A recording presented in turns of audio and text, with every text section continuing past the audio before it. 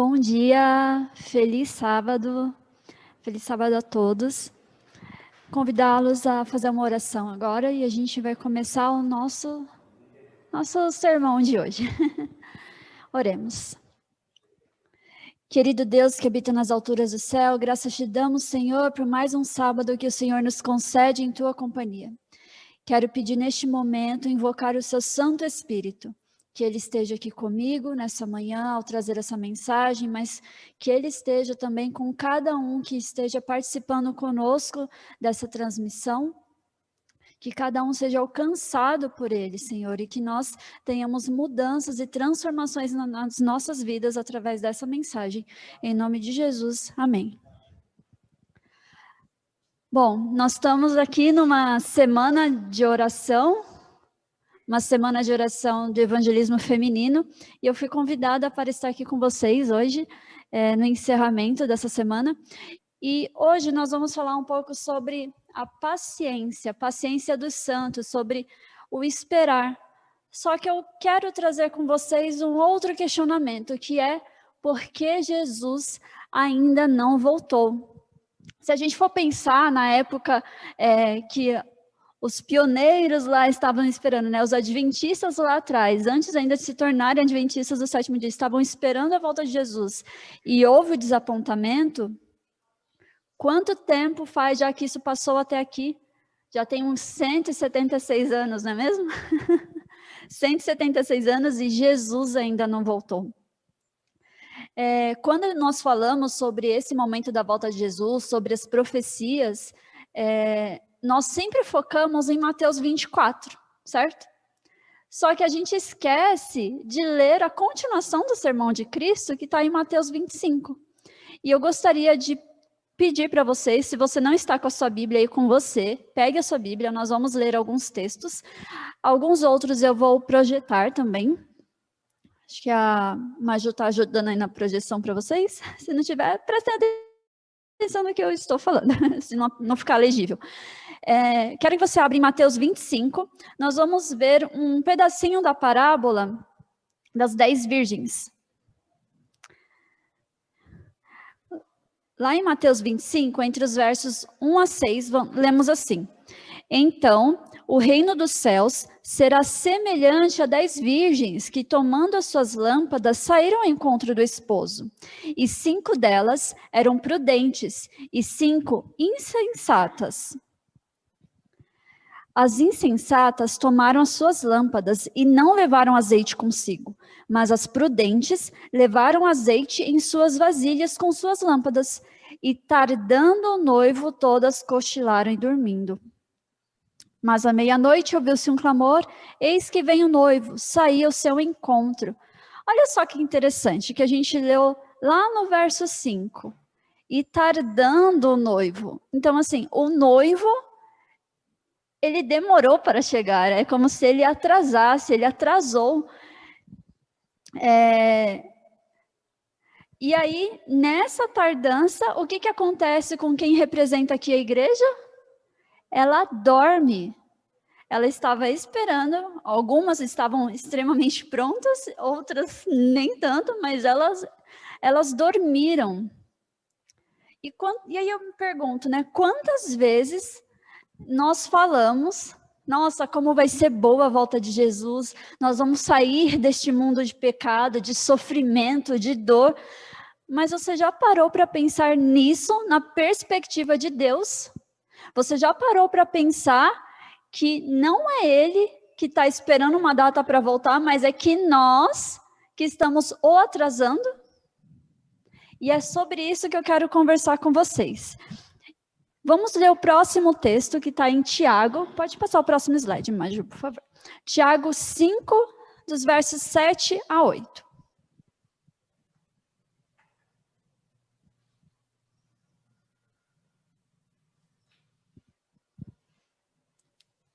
Quem abriu aí sua Bíblia, vamos ler o seguinte: Portanto, irmãos, sede pacientes até a vinda do Senhor. Eis que o lavrador espera o precioso fruto da terra, aguardando-o com paciência até que receba as primeiras e as últimas chuvas. Sede vós também pacientes, fortalecei os vossos corações, porque a vinda do Senhor está próxima. Quem é o lavrador?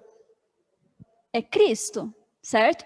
Jesus é o lavrador e ele está esperando o precioso fruto da terra. Só que é qualquer condição de fruto. Imagina assim, você plantou ali uma árvore frutífera, vamos dizer uma macieira, eu plantei ali. Eu plantei. Quando é que eu vou colher essa macieira? Essa maçã da macieira? Vai ser em qualquer momento da vida dela? Não. Vai ser quando ela estiver o quê? Madura, certo? Então, Jesus é o lavrador e ele vem para colher um fruto, que é um fruto que vai estar o quê? Maduro. Qual é a condição para minha macieira poder amadurecer, poder crescer? É ter chuva, certo? É a mesma condição para nós. Para nós sermos maduros como povo, nós precisamos de qual chuva? Da chuva serôdia que está para ser derramada. E ela ainda não foi derramada. A chuva temporã, a gente já sabe, foi derramada lá no Pentecostes. Então, dito isso, a gente sabe que a chuva serôdia vai ser derramada um pouco antes da volta de Jesus. E ela amadurece o fruto. Vamos ler Jeremias 3:1. Todo mundo abrindo a sua Bíblia em Jeremias. Esse texto parece que não dá associação com o que eu vou falar, mas presta atenção. Eu vou ler ele na versão da linguagem de hoje para ficar mais compreensível. A minha outra versão que eu estou lendo aqui é da King James. King James? Nem sei mais se é King James. Não, é Almeida Antiga, desculpa. Mas eu quero ler na versão da linguagem de hoje. Jeremias 3, verso 1. Se um homem se divorciar da sua mulher e ela o deixar para casar com outro, o primeiro marido não poderá casar com ela outra vez. Isso mancharia completamente a terra de Israel. Mas você, meu povo, tem tido muitos amantes e agora quer voltar para mim. Sou eu, Senhor, quem está falando. Se eu for resumir isso em outras palavras, quer dizer o seguinte, que o povo de Deus, que professa ser seus seguidores, mas está vivendo uma vida de infidelidade, se prostituindo com o mundo, e quer voltar para Deus. É a mesma condição que a gente leu aqui do homem e a mulher, que a gente acabou de ler em Jeremias 3. E essa condição é a mesma que a gente vê em Apocalipse 3, quando fala da igreja de Laodiceia. Lá não fala sobre a igreja ser nua e também sobre querer cobrir a vergonha da sua nudez. E aqui em Jeremias a gente vê uma igreja como não tendo vergonha. Isso significa o quê? Significa que a chuva, ela foi retida. O fruto, ele não pode ser amadurecido se a igreja estiver espiritualmente nua, brincando de prostituição com o mundo. E, infelizmente, essa condição que a igreja está hoje. Você consegue entender, você consegue perceber que nós podemos, infelizmente, eu acredito que estamos na condição de impedir que a chuva serôdia seja derramada em nós como povo de Deus? Isso é muito forte. Eu quero ler com vocês um texto que está em Testemunhos para a Igreja, volume 6, página 450. Isso. Caso houvesse sido incorporado o propósito divino de transmitir ao mundo a mensagem da misericórdia, Cristo já teria vindo à terra e os santos levado como as boas-vindas na cidade de Deus. Olha o próximo texto em Evangelismo, página 695. Houvessem os adventistas, depois do grande desapontamento de 1844, sustido firme sua fé e seguido avante, unidos Segundo a providência de Deus lhes abriu o caminho, recebendo uma mensagem do terceiro anjo no poder do Espírito Santo, proclamando ao mundo, haveriam visto a salvação de Deus. O Senhor teria operado poderosamente com seus esforços. A obra haveria sido concluída e Cristo teria vindo antes para receber o seu povo para dar-lhe o seu galardão. Ou seja, Cristo já poderia ter voltado. Eu quero ler mais uma parte do texto, que fala assim, ó. Mas, no período de dúvida e incerteza que se seguiu ao desapontamento, então depois do desapontamento teve período de dúvida, de incerteza, muitos dos crentes no advento renunciaram à sua fé. E a gente lê bastante sobre isso, inclusive no Grande Conflito. Eu convido você a ler esse livro, que é sensacional. Assim foi prejudicada a obra, e o mundo foi concluído em trevas. Houvesse todo o corpo de crentes adventistas se unido nos mandamentos de Deus e na fé de Jesus, quão grandemente diversa teria sido a nossa história, diferente teria sido a nossa história. Mais um texto, Evangelismo, página 696. Não era a vontade de Deus que a vinda de Cristo houvesse sido assim retardada.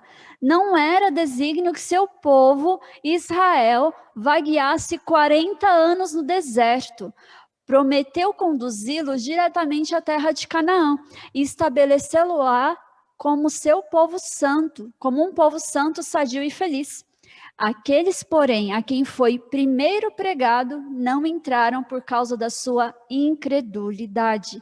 Seu coração estava cheio de murmuração, rebelião e ódio, e ele não podia cumprir seu concerto com eles. Eu acho muito bonito da parte de Deus como ele deixa toda a Bíblia, com as histórias que aconteceram, como referência e como exemplo para nós, para não cometer as mesmas coisas. O povo de Israel era o povo escolhido, né? O povo separado e que foi guiado por Deus para chegar na terra de Canaã. E aquele povo, os primeiros que receberam a mensagem, quase todos eles não entraram na terra de Canaã. Não entraram por conta da incredulidade deles, por conta da murmuração. Então, o tempo que eles ficaram vagueando no deserto foi um tempo, esse tempo de tardança que eu comecei a ler aqui no começo do sermão, esse tempo de espera, nossa, está demorando, e vai lá e dorme. E fica murmurando porque está demorando. Mas o problema não estava com Deus em demorar a entregar Canaã para eles chegarem, ou Deus demorar para voltar, o problema está na gente. O problema está na nossa falta de fé, na nossa incredulidade. Eu quero que você pense em você e não nas pessoas que estão lá fora. Como que é a sua vida? Se você é uma pessoa que murmura, igual o povo de Israel estava murmurando enquanto estava no deserto. Se você é uma pessoa que fica reclamando. Se você é uma pessoa que, não, eu conheço a Bíblia, eu conheço o espírito de profecia. Ok, mas você está como um fruto maduro? E a gente vai entrar nesse ponto.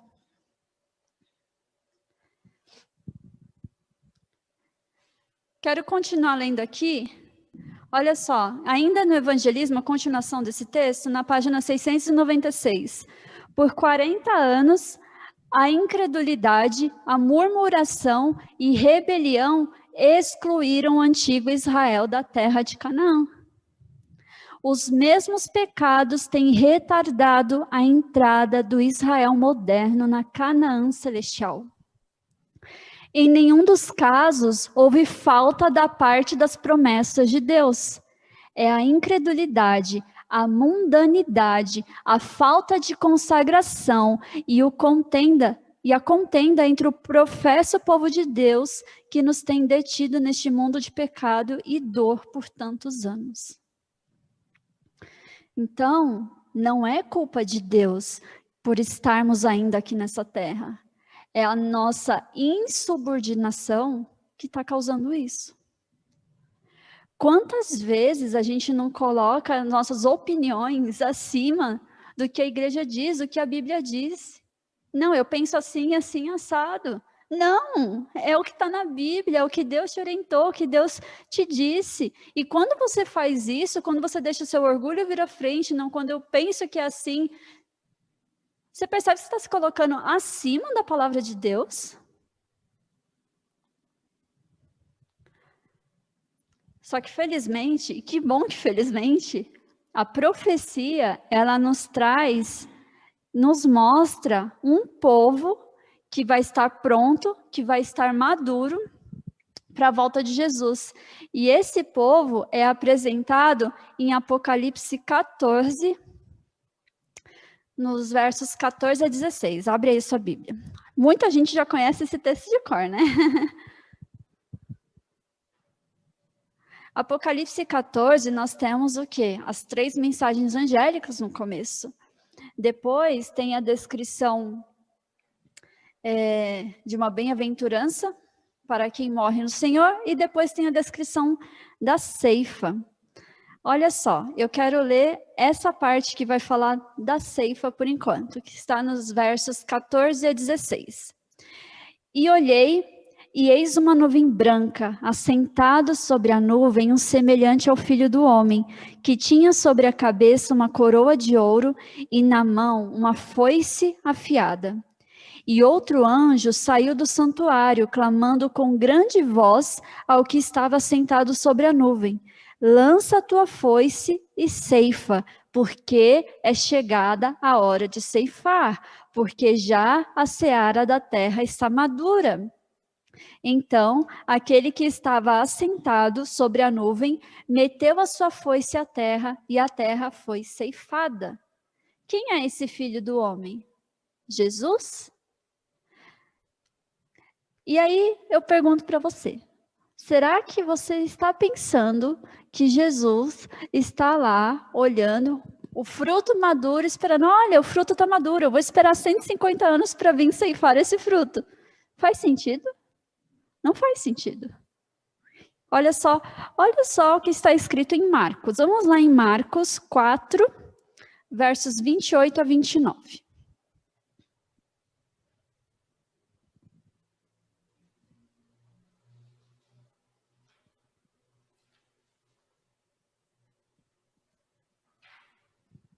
Abriu sua Bíblia? Marcos 4, versos 28 e 29. Olha só o que está escrito. A terra, por si mesma, produz fruto. Primeiro a erva, depois a espiga e, por último, o grão cheio na espiga. Mas assim que o fruto amadurecer, logo lhe mete a foice, porque é chegada a ceifa. Então, assim, imediatamente, quando o fruto amadurece, lhe mete o quê? A foice. É feita a colheita. Então, se a colheita, se o fruto, e eu estou falando aqui do povo de Deus, estiver maduro, ele vai esperar um tantão de tempo para vir buscar, para fazer a colheita? Não, ele vai o quê? Colher, ele vai ceifar. E se isso aconteceu, se ele vai colher, se ele vai ceifar, é porque houve a chuva serôdia. E qual é a condição para a chuva serôdia ser derramada? Em Atos 5, capítulo 5, verso 32.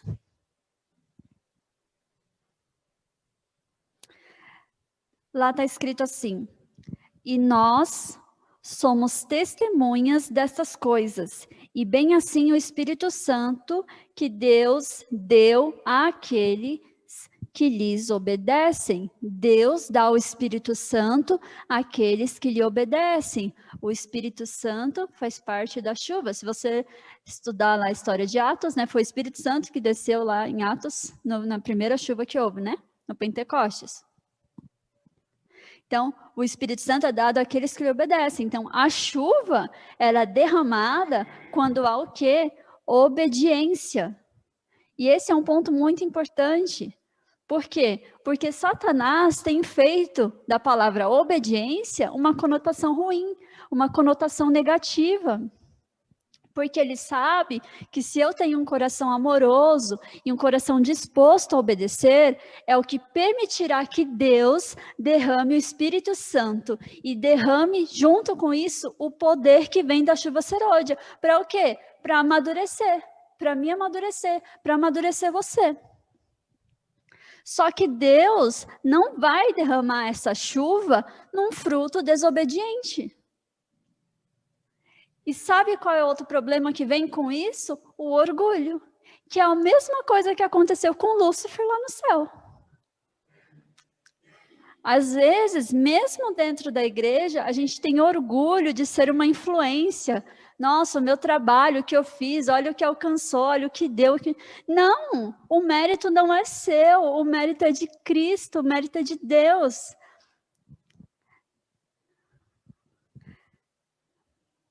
Se Deus derramasse a chuva do jeito, com esse orgulho, nós acharíamos que o mérito seria todo nosso, quando teria que ser dele, quando teria que ser de Deus. E não é esse tipo de geração que Deus está procurando. Ele procura um povo que é semelhante a quem? Ele procura um povo que é semelhante a Cristo. Eu quero ler com vocês o que está escrito no Parábola de Jesus, na página 28. O trigo ele desenvolve-se primeiro a erva, depois a espiga e, por último, o grão cheio na espiga. Está lá em Marcos 4, 28. O objetivo do lavrador, no lançamento de uma semente e na cultura da planta crescente, é a produção de cereal. Deseja pão para os famintos e semente para as futuras searas.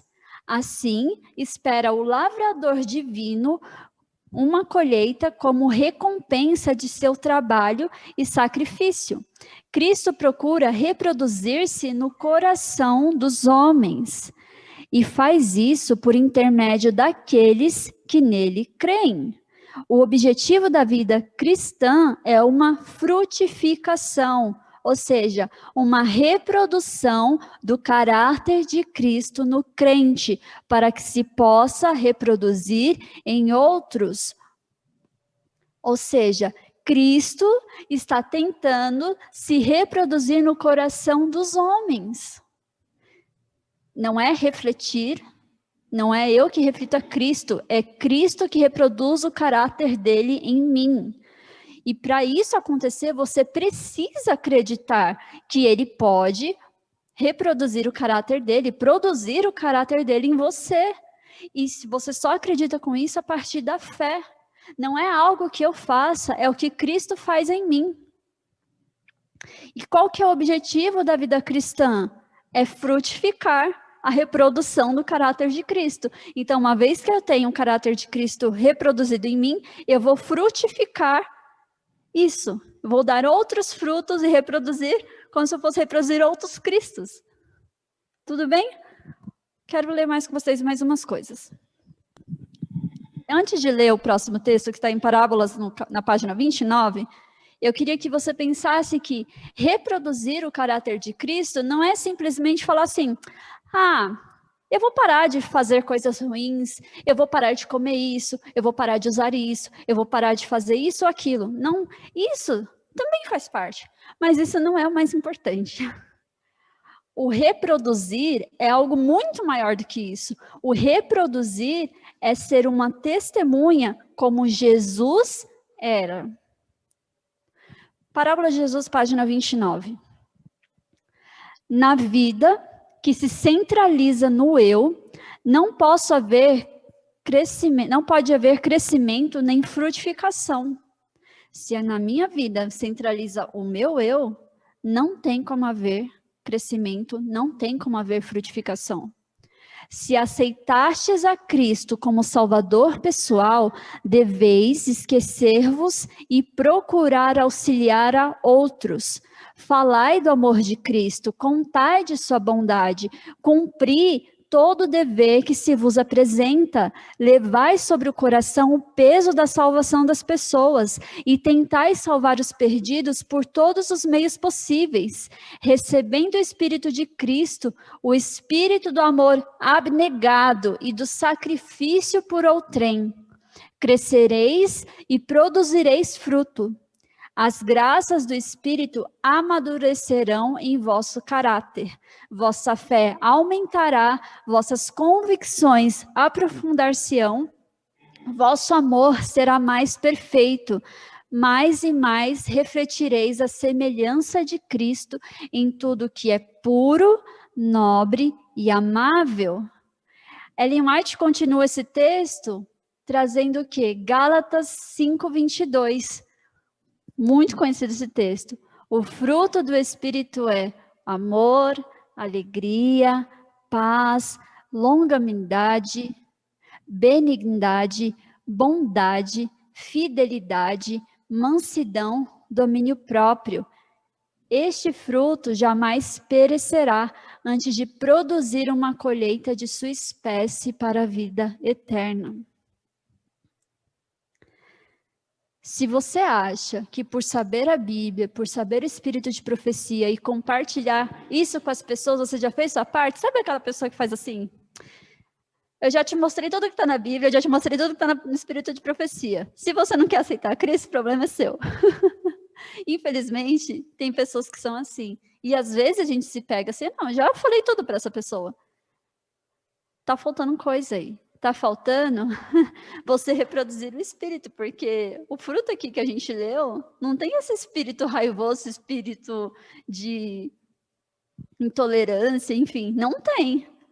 Se você acha que por saber a Bíblia, por saber o espírito de profecia e levar essa mensagem e acabou, sem produzir o fruto do espírito em você, você está se enganando. E a gente ainda se pergunta por que é que Cristo não voltou. Olha a continuação desse texto, ainda em Parábola de Jesus. Quando já o fruto se mostra, mete-lhe logo a foice, porque está chegada a ceifa. Cristo aguarda com fremente desejo a manifestação de si mesmo em sua igreja.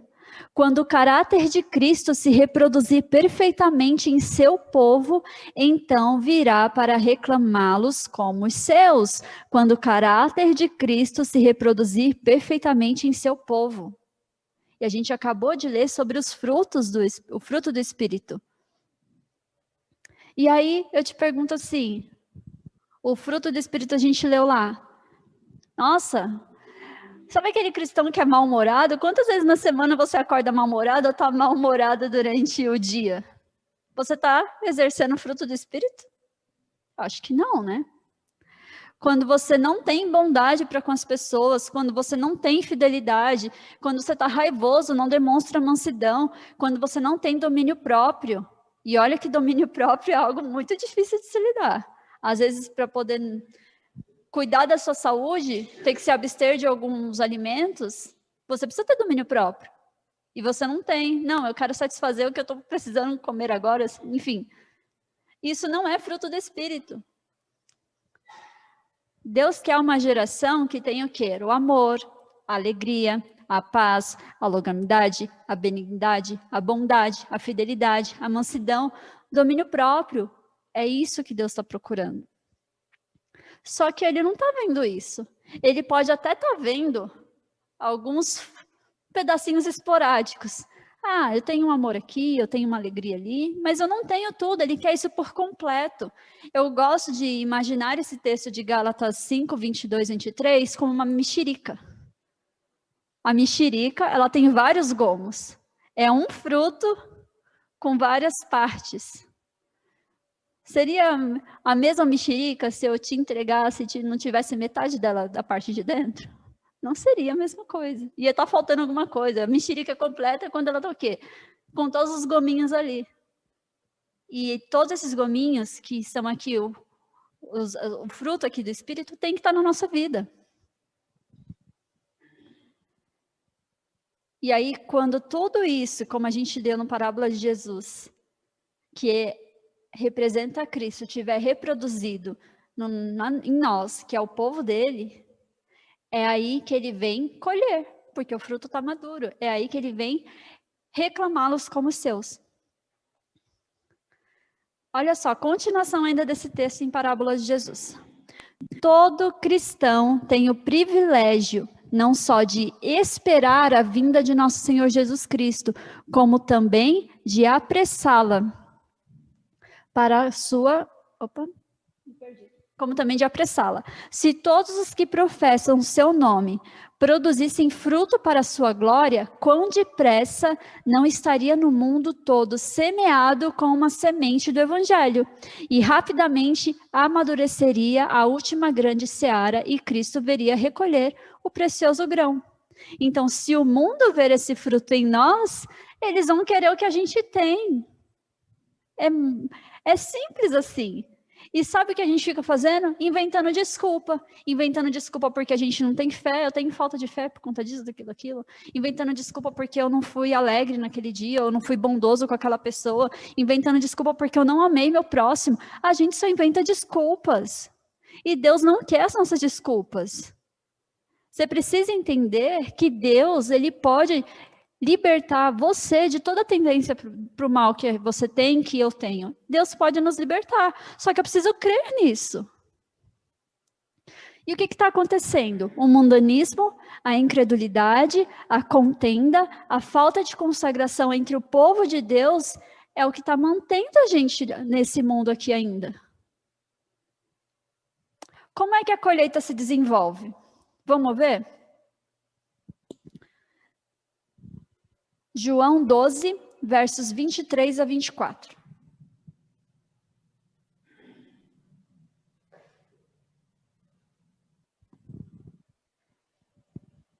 Respondeu-lhes Jesus: é chegada a hora de ser glorificado o Filho do Homem. Em verdade vos digo, se o grão de trigo caindo na terra não morrer, fica ele só, mas se morrer, dá muito fruto. Para uma semente que foi plantada gerar um fruto, ela precisa o quê? Morrer. Porque se ela simplesmente cair se ela não der, é como assim, se a semente não der a vida dela, né, se ela não morrer, ela não vai dar o fruto. Você está começando a entender um paralelo que eu estou querendo fazer? O link que eu estou querendo fazer? Cristo está falando aqui nesse texto que está chegando a hora de quê? De ser glorificado o Filho do Homem, ou seja, e aí ele vem falando aqui desse grão. Cristo está falando assim, quando eu morrer na cruz, eu serei uma semente plantada na terra. E a vida perfeita de Cristo permitiu que ele morresse como sacrifício perfeito. Lembra até quando eram feitos os sacrifícios, né, no santuário terrestre? Era preciso que o cordeirinho fosse o quê? Perfeito. Como que Cristo representou essa perfeição, sendo ele o Cordeiro de Deus? Vivendo uma vida perfeita, de plena obediência a Deus. Quando Cristo morreu, isso foi uma semente plantada nas promessas de que um dia ela crescerá e produzirá muito fruto. E esse fruto será a semelhança da semente que foi plantada. Se eu planto uma semente de maçã, vai crescer o quê? Limão? Não, vai crescer uma maçã.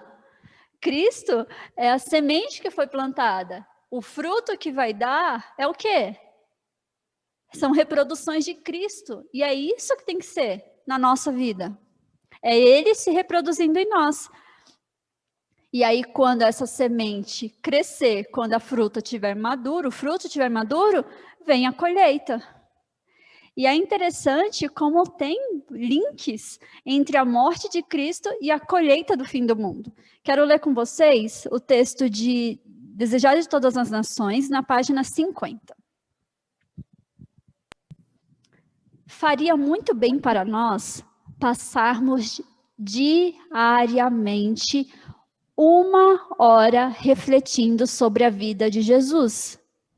Deveríamos tomá-la ponto por ponto e deixar que a imaginação se apodere de cada cena, especialmente como as cenas finais.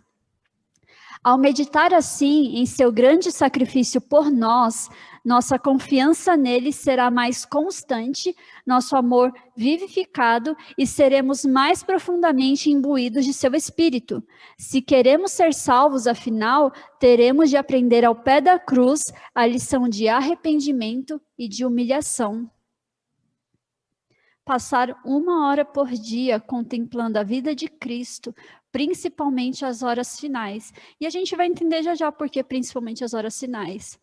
Mas sabe aquele texto que Ellen White também fala? Pelo contemplar somos transformados. O que é que você está contemplando na sua vida hoje? Porque se não é a Cristo, você está sendo transformado pelas outras coisas que você está contemplando. Seja um filme, seja uma música, seja um livro, seja uma série, seja qualquer coisa. Aquilo que você gasta mais tempo, as redes sociais, é isso que você está contemplando e é isso que está transformando a sua vida mais semelhante àquilo que você está vendo. Agora, se você passa mais tempo com a palavra de Deus, mais tempo estudando a vida de Jesus, é com ele que você vai se parecer. É a reprodução do caráter dele que vai sendo colocado na sua vida. Jesus, lembra, ele é a semente plantada. E eu quero mostrar outra conexão que você vai entender também por conta desses momentos finais da vida de Jesus. É uma conexão que existe entre a pessoa de Jesus e a última geração que terá nesse mundo. Onde está descrita essa última geração que terá neste mundo? Apocalipse 14, verso 12.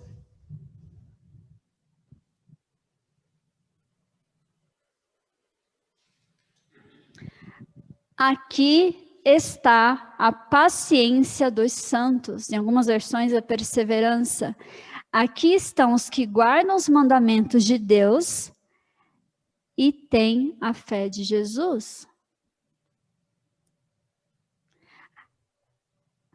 As 3 mensagens angélicas, elas terminam nesse texto. E elas estão produzindo quem são a colheita, quem é a geração, os 144 mil, que são a colheita do fim do mundo. E esses 3 elementos que a gente leu no último verso das 3 mensagens angélicas, a paciência dos santos, a guarda dos mandamentos e a fé, elas personificam exatamente Jesus morrendo na cruz. Quer ver? Hebreus 12, 1 a 2.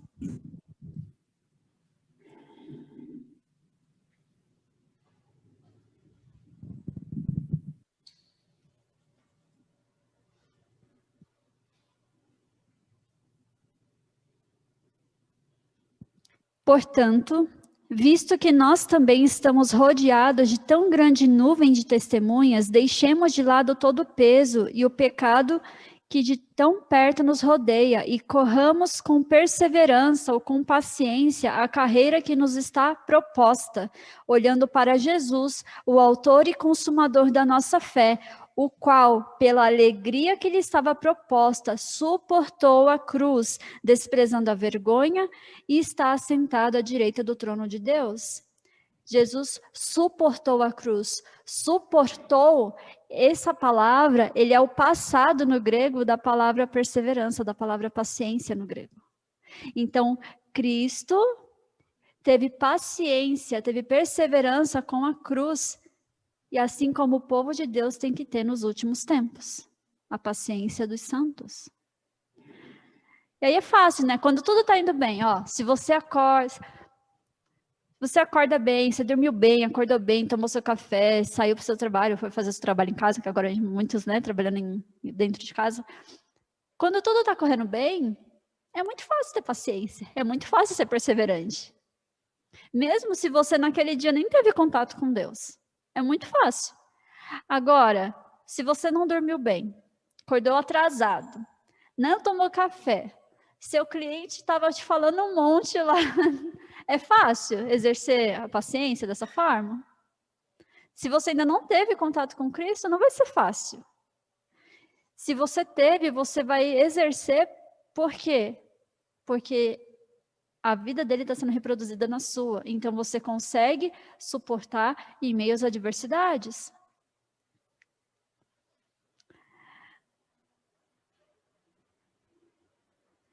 Os pacientes, eles são uma geração que aprenderam por experiência, através das provas de fogo da vida, a ser como Jesus, como ele foi pendurado na cruz, suportando a cruz.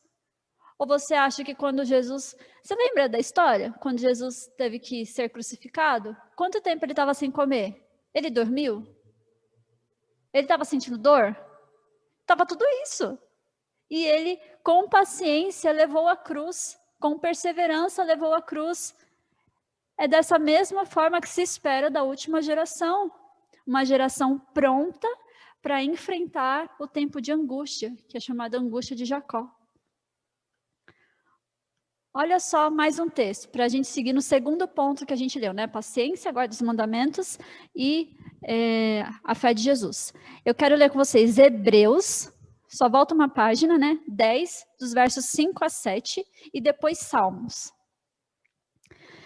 Pelo que, entrando no mundo, diz: sacrifício e oferta não quiseste, mas um corpo me preparaste.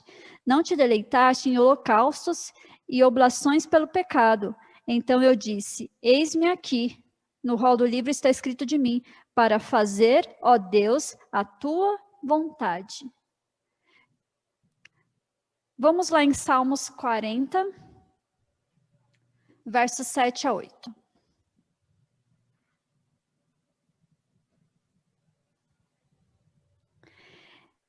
Então disse eu: eis aqui venho, no rolo do livro está escrito a meu respeito. Esses dois textos estão linkados, então vocês vão ver que eles têm semelhanças no que está escrito. Deleito-me em fazer a tua vontade, ó Deus meu. Sim, a tua lei está dentro do meu coração. Cristo veio a essa terra e um corpo foi preparado para ele, para ser um sacrifício vivo e para fazer a vontade de quem? De Deus. Ele veio também ser obediente. E ele foi obediente até a morte. E a morte dele não foi qualquer morte, foi morte de cruz. Ele foi um perfeito sacrifício porque teve uma perfeita obediência e porque se deleitou em fazer a vontade de Deus. E a vontade de Deus é a lei de Deus. A morte de Jesus é a semente que foi plantada na cruz, plantada para produzir uma geração que terá o quê? Paciência, como Jesus teve na cruz, e que viverá o quê? Uma vida de obediência da maneira como Jesus viveu uma vida de obediência. Mais um texto, Gálatas 2:20, para a gente entender a parte da fé de Jesus. Abra lá em Gálatas.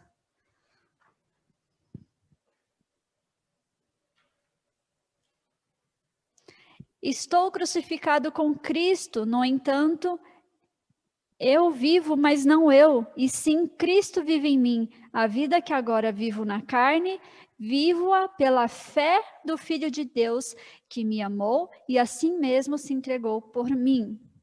Eu quero que você entenda esse texto à luz do livro de Desejar de Todas as Nações, página 532. O Salvador não podia enxergar para além dos portais do sepulcro.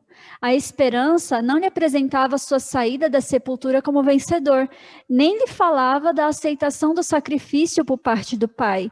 Temia que o pecado fosse tão ofensivo a Deus que sua separação houvesse de ser eterna.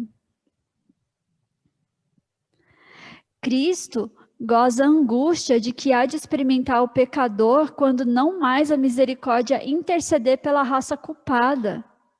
Foi o sentimento do pecado trazendo a ira divina sobre ele como substituto do homem que tão amargo tornado o cálice que sorveu e quebrantou o coração do Filho de Deus. Sabe aquele momento que você passa por uma prova e não consegue ver depois dela? Se vai dar tudo certo, se vai conseguir passar, o que vai acontecer, porque você não consegue ver, você não vê uma saída, você não vê um escape.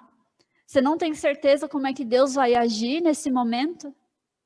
Foi exatamente assim que Cristo se sentiu na cruz. Veja bem, Cristo sabia exatamente o que ele ia vir fazer aqui na Terra. Ele veio como o quê? Como ser humano. Ele veio viver uma vida como nós podemos viver hoje. Só que quando chegou na cruz, ele sentiu essa separação de Deus e ele não conseguia ver se ia dar certo, se o sacrifício dele ia ser aceito, porque o pecado causa uma separação tão grande de Deus que ele não sentia mais a Deus. O Pai não estava mais ali com ele, era isso que ele sentia. Então Cristo precisou exercer o quê? A fé. Ele precisou acreditar pela experiência que ele teve no passado, pela toda a experiência que ele teve com Deus, ele precisou exercer a fé naquele momento. A fé de acreditar, de crer que aquele sacrifício ia dar certo, que ia ser aceito por Deus. Olha o que está escrito nos parágrafos à frente, também no Desejado de Todas as Nações. De repente, ergueu-se de sobre a cruz a sombra, e em tons claros, como de trombeta, tons que pareciam ressoar por toda a criação, bradou Jesus: está consumado. Pai, nas tuas mãos entrego o meu espírito. Uma luz envolveu a cruz, e o rosto do Salvador brilhou como uma glória semelhante à do sol. Pendendo a cabeça sobre o peito, e expirou. E é nesse ponto que está onde a gente falha. Porque quando a gente não vê uma saída, em vez da gente falar de fé, em vez de a gente clamar as promessas de Deus nas Escrituras, a gente faz o quê? Igual o povo de Israel, fica resmungando, fica murmurando, fica duvidando. A gente se desanima. Não é para ser assim. Se você tem uma vida com Cristo, é o fruto do Espírito que vai ser manifesto na sua vida. E você não vai ser como o povo de Israel. Lembra que a gente leu? O povo de Israel, aqueles primeiros, eles não entraram na terra de Canaã por conta da incredulidade deles. Eles não exerceram a fé em Deus. E quantas coisas Deus não proveu para eles durante a caminhada deles no deserto para mostrar: estou contigo, estou suprindo sua necessidade. Quando eles não tinham comida, mandavam maná. Quando não tinha água, fazia ter água de alguma forma. Deus supria tudo. Quando eles se machucavam, tinha lá uma serpente colocada lá para lembrar que Deus estava ali com eles a todo momento. E a gente ainda não crê. E a gente ainda se pergunta por que Cristo está demorando. O que acontece depois? Continuação do Desejado de Todas as Nações. Em meio da terrível escuridão, aparentemente abandonado por Deus, sofrera Cristo as piores consequências da miséria humana. Durante as horas antes das pavorosas, apoiara-se as provas que anteriormente lhe sido dadas quanto à aceitação de seu Pai. Estava familiarizado com o caráter de Deus e compreendia-lhe a justiça, a misericórdia e o grande amor. Então, pela fé, Cristo ele vai lembrar das experiências que ele passou com o Pai, e foi isso que manteve ele. E é essa experiência de fé que a gente precisa desenvolver. Literalmente e humanamente falando, Cristo, ele não via além da tumba. Ele não via. Ele se sentiu completamente à perda da presença do Pai, de uma maneira que ele nunca havia sentido antes. E tudo isso de uma forma muito severa do que qualquer um de nós, do que eu, do que você, qualquer um, já tenha sentido na nossa vida. E Cristo mostrou que é possível exercer o quê? A fé quando parece humanamente impossível. Lá em Apocalipse 14, que a gente leu, está descrevendo quem? Os 144.000. Só que também está descrevendo Cristo na cruz. E é por isso que a terceira mensagem angélica tem tanto poder. É por isso, porque é uma descrição de como Cristo foi pendurado na cruz. E é uma promessa de que Deus produzirá um povo como Cristo pendurado na cruz. A semente produz o quê? Uma colheita. Jesus produz uma geração do fim do mundo que será como ele na cruz. A terceira mensagem angélica não é só uma proclamação, não é só vamos proclamar e acabou. É uma demonstração de como temos que ser, de como temos que agir, do que temos que ter. A paciência, a obediência e o quê? A fé de Jesus. E aí sim, quando o adventismo tiver essa experiência, nós veremos o alto clamor que é descrito em Apocalipse 18. Vamos ler um pedacinho de Apocalipse 18?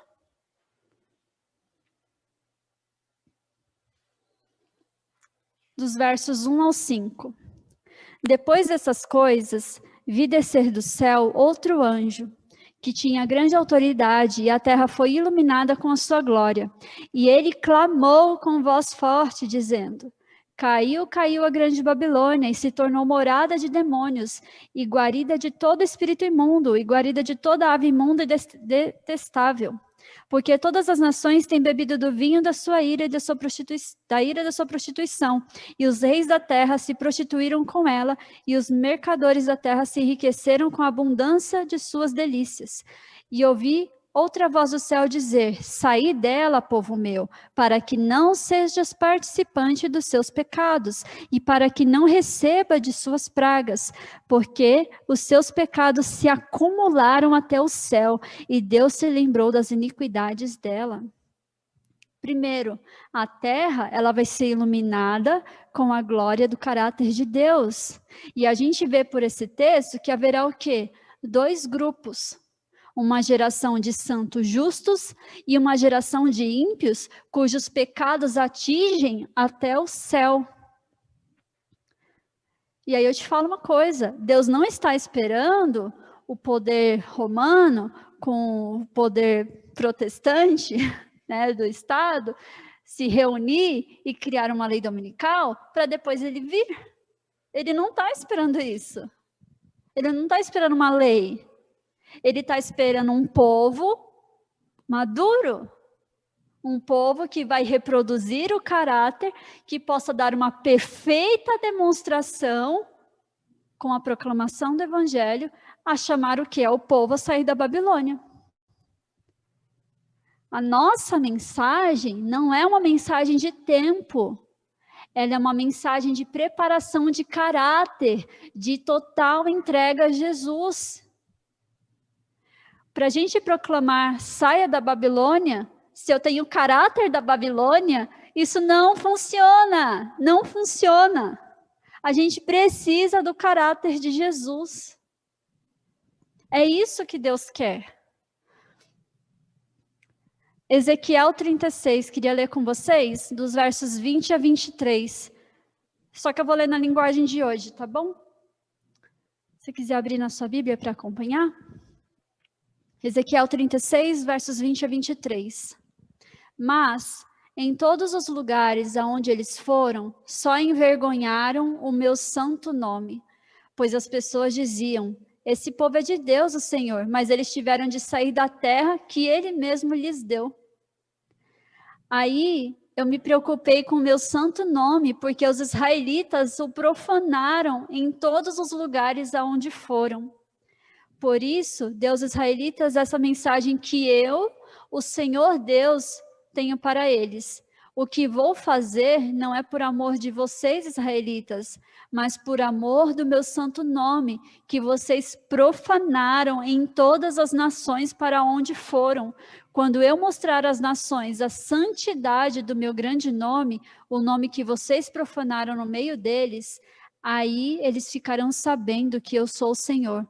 Sou eu, o Senhor Deus, quem está falando. E usarei vocês para mostrar às nações que eu sou santo. Quando professamos seguir o Senhor, só que não há diferença entre nós e o mundo, nós estamos profanando o nome de Deus. E não é nós que vamos vindicar a Deus aqui nessa terra, conforme a gente lê no texto.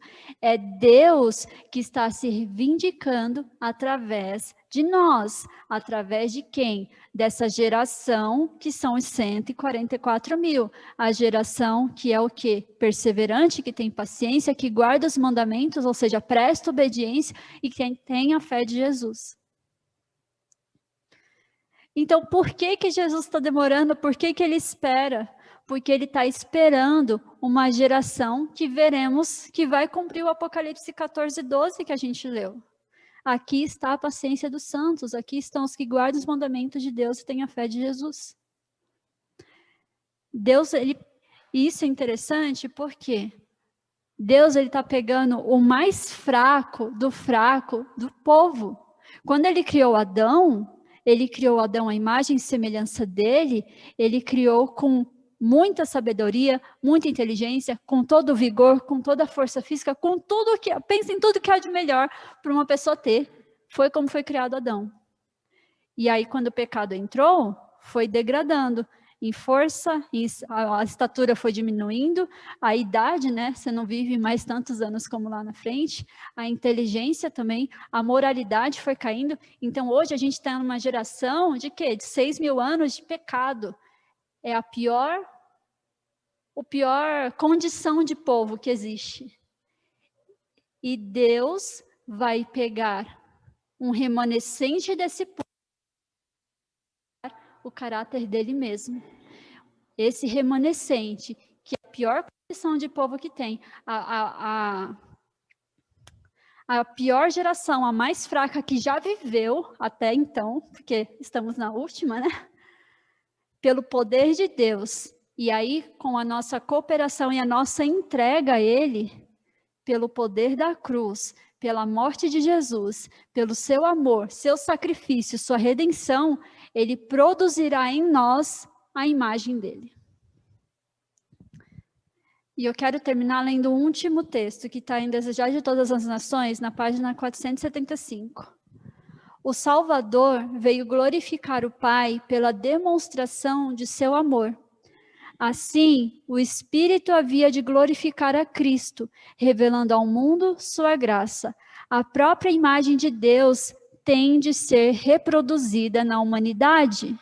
A honra de Deus, a honra de Cristo, acha-se envolvida no aperfeiçoamento do caráter de seu povo. Então não pergunta mais por que Jesus está demorando. Pergunta se você é essa geração que tem a paciência, que guarda os mandamentos, que tem a fé de Jesus. E se você está demonstrando o fruto do Espírito que a gente leu lá em Gálatas 5. E se você as pessoas que vão entrar em contato contigo vão querer saber por que você é assim, vão querer conhecer o Jesus que você tem, porque você é o fruto que gerou da semente que foi Cristo plantado na cruz. Eu quero que você acredite isso pela fé, acredite em tudo isso que eu falei aqui pela fé, que é algo que a gente tem que exercer e que é algo que é dom de Deus também. E eu quero que haja uma transformação na sua vida pelo Espírito Santo, porque Deus pode transformar-nos a despeito de quem nós somos. Que o Senhor te abençoe e que você reflita nas palavras e veja na sua vida o que você precisa mudar, porque esse texto de Apocalipse 14, 12, a paciência dos santos, a perseverança, a guarda dos mandamentos, que é a obediência, e a fé de Jesus, é isso que resume a última geração.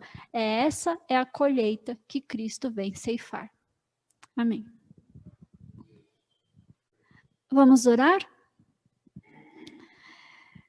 Querido Deus que habita nas alturas do céu, graças te damos, Senhor, por essa manhã, por esse estudo, por entender mais o que é a paciência dos santos, por entender que Apocalipse 14, 12 é uma representação também de quem foi Jesus ali na cruz. Peço pelo poder do seu Santo Espírito para esse derramamento da chuva serôdia em nossa vida, para que amadureça esse fruto em nós. Que esse fruto seja uma reprodução do caráter de Jesus em nós, seja uma reprodução de Cristo na nossa vida. Que nós venhamos ter essa perseverança, que venhamos ter a obediência que o Senhor pede, que venhamos ter a fé que Jesus exerceu, que nós também exerçamos essa fé. Peço por isso, no poder do seu Santo Espírito, que o Senhor nos prepare para essa ceifa e nos prepare para esse reencontro com o Senhor aí nas alturas. Nos prepare para morar contigo na Canaã celestial, porque é o que nós mais queremos. Em nome de Jesus, faço essa oração e entrego a vida aqui de cada um em suas mãos. Amém.